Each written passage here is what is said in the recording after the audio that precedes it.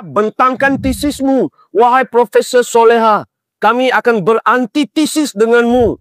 Barulah ada perkembangan dunia pemikiran bangsa Melayu ni.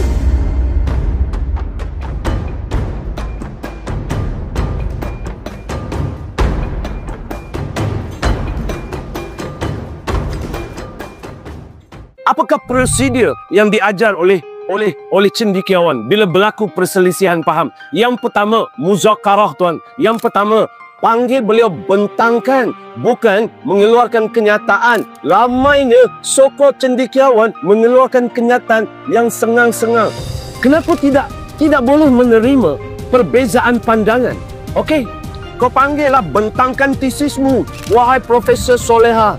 Kami akan berantitesis denganmu. Barulah ada perkembangan dunia pemikiran bangsa Melayu ni. Bila ada tesis,